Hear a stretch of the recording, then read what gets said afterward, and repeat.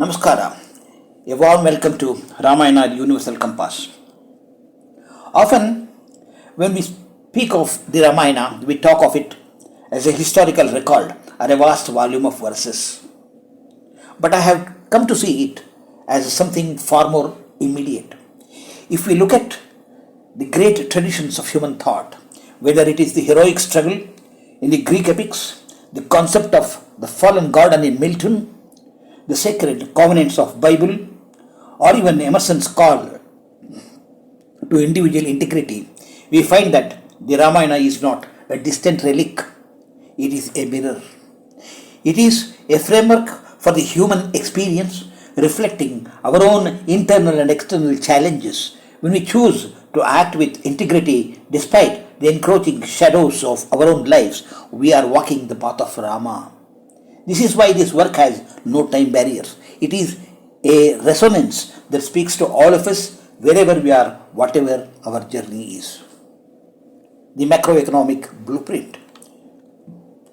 In the Ayodhya Kanda, we are exploring how Rama's inquiries transcend mere royal etiquette and form a sophisticated treatise on macroeconomic stability and the political economy of prosperity. Rama identifies Varta, the science of livelihood, encompassing agriculture, animal husbandry, and trade as the bedrock of the state.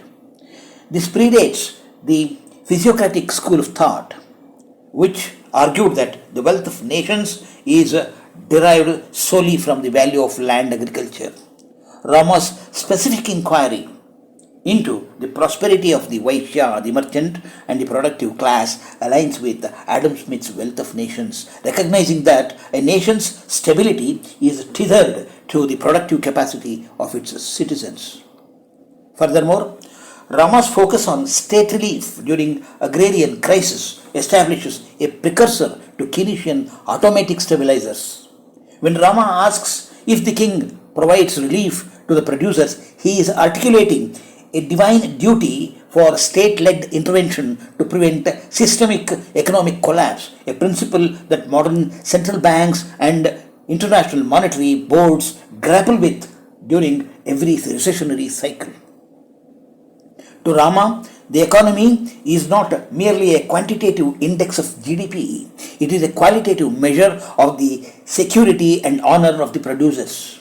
This aligns with the modern development economics, specifically the Amartya Sen capability approach, which posits that development should be measured by the expansion of human freedoms rather than more capital accumulation.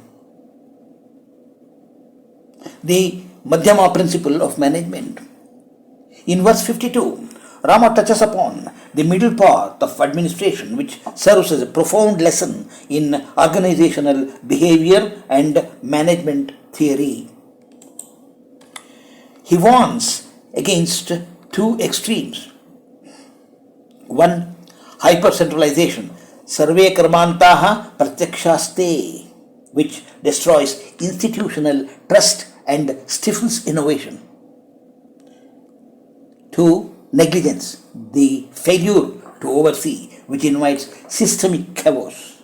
This perfectly anticipates the span of control theory in modern management. While Peter Drucker revolutionized Western thought by balancing autonomy with accountability, the Ramayana defined this as the Madhyama, the golden mean.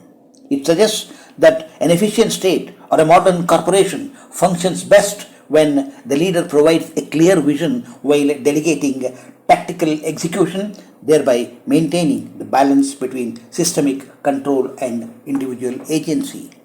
Total defense logistics. Rama's comprehensive checklist for a fortified state, Durga, wealth, grain, weapons, water, machines, yantra, artisans, and archers is an early model for integrated defense logistics and supply chain management.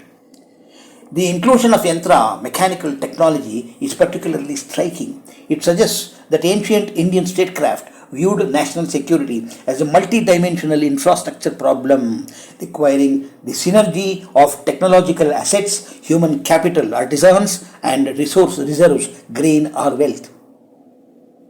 It is an ancient affirmation that national power is a product of both hard force and industrial capability. If these episodes induce you to go through the Ramayana in full with an inquisitive mind to find a new world hidden there, then this is a worthy exercise.